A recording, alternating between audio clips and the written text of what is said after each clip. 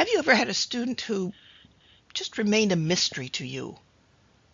Or possibly a student who tended to drive you nuts? Someone that you would say was just a problem, someone you didn't understand. Well, over the course of my many years of teaching, I've had students who I would categorize in the same way. And then I met Corey, and Corey's story changed my perspective on the student who's a mystery, the student who I thought drove me nuts, and the student I thought was problematic. I had just finished a day-long workshop, and at the end of that session, a teacher raised her hand and said, this Let Me Learn stuff is interesting, but what do you do with a student like Corey? Has no personality, never shows emotions, just sits there, doesn't follow directions, and won't turn in work. I thought about that and said, let's begin tomorrow's session by going over some of those issues. Meanwhile, I walked down the hallway and spotted a science classroom that looked very interesting. Turns out that Corey is a student of the science teacher also, and here began my awakening. The social study teacher who saw Corey as not having a personality, what do you do with him, a problematic student, uses sequence first, precision first, avoids technical reasoning, and uses confluence as needed. Interestingly, Corey's science teacher also uses sequence first, precision first, but also uses technical reasoning first, and confluence as needed.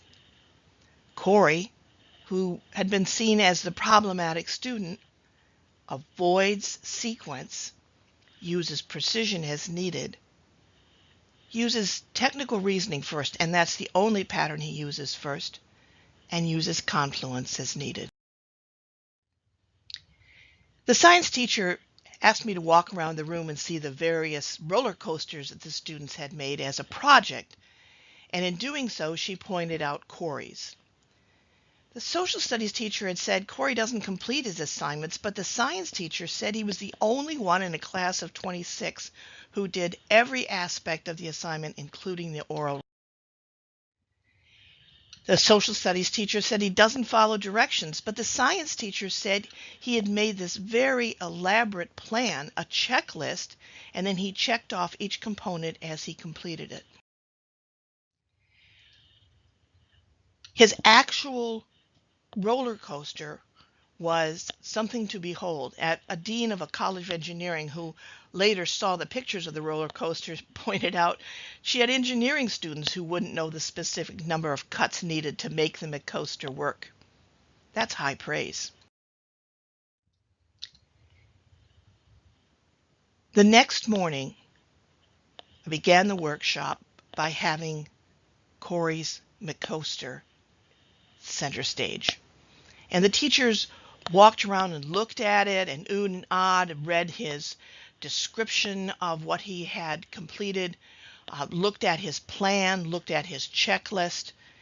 And then the social studies teacher said, very tearfully, I can't believe he did this. I just can't. I mean, I can see that he did it, but why won't he work like that in my class? The science teacher said, Corey's not perfect. And it is a challenge to get him connected to the assignment. But in this case, he connected and he did the assignment and explained what he had done, why he had done it, and even listed the trial timings. So it's interesting to see that while he used his precision as needed, he had enough and put it to good use, being driven by his technical reasoning pattern, to write about exactly what he had done and to do it with such detail that anyone who knows physics would be able to track and see how thoughtfully he'd completed the assignment.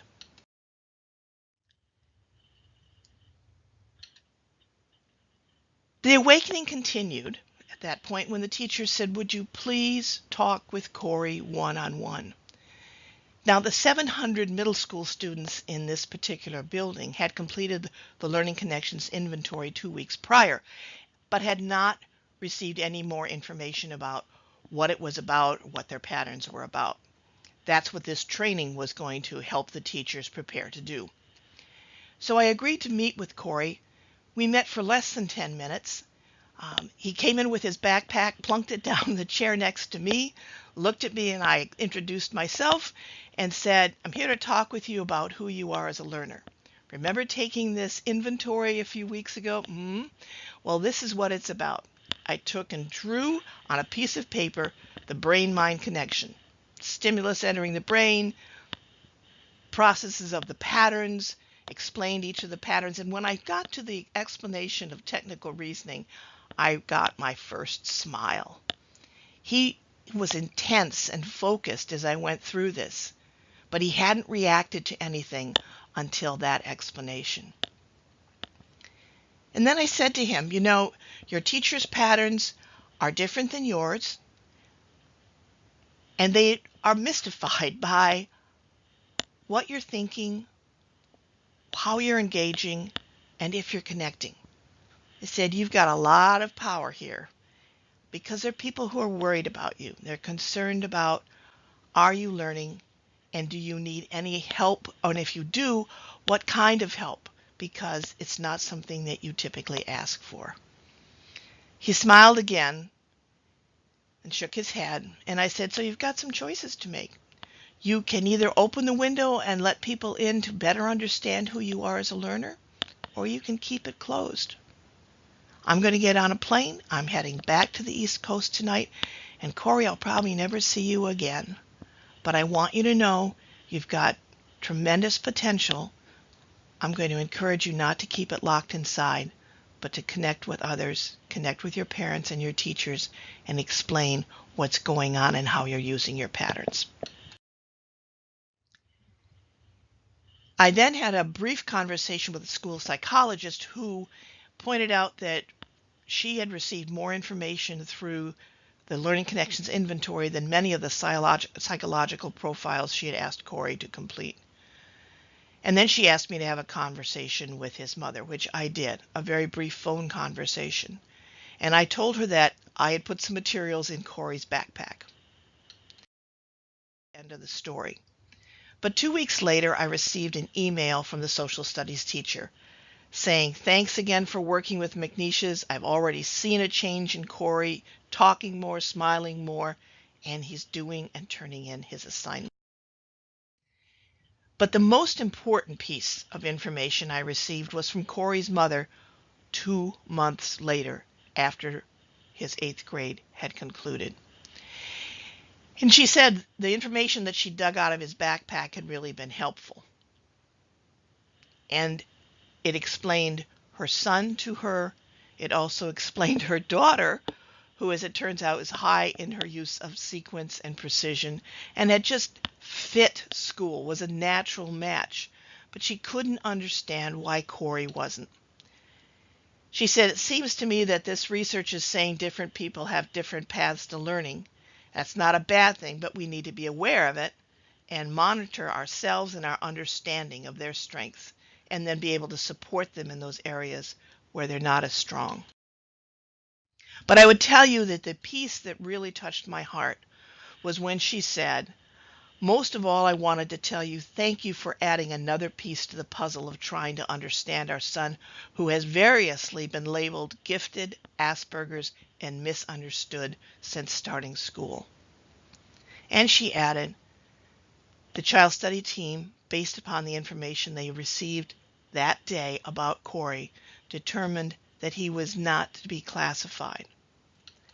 She said, now it's up to us, his parents, to support and accept and encourage him. And I would add, it's up to his teachers also to support and accept and encourage him.